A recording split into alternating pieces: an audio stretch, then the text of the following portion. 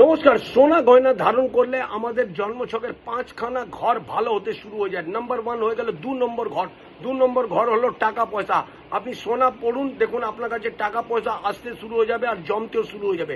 2 নম্বর হলো পঞ্চম ঘর। পঞ্চম ঘর হলে আপনার সন্তান যদি পড়াশোনা করছে না, পড়াশোনা করতে শুরু করবে, আর সন্তান যদি নেই, সন্তান হয়ে যাবে।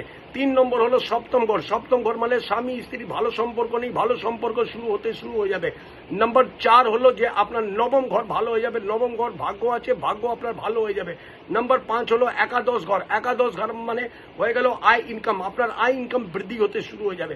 আপনি অন্তত একখানা ছোট টুকরো যদি সোনা রাত্রিবেলা জলের মধ্যে দিয়ে আপনি সারা রাত থাকবে, সকালবেলা ঘুম থেকে উঠে ওই জল যদি আপনি খান, আপনার জীবনে আপনি প্রচন্ড উন্নতি করতে পারেন। যদি আপনি সোনা পড়ছেন না বা পড়তে পারছেন না। আর তারপরে 2 নম্বর হলো আপনি জগিং করতে শুরু করুন ডেলি, দেখুন আপনার বৃহস্পতি ভালো হবে, আপনার জীবনে প্রচন্ড উন্নতি হবে।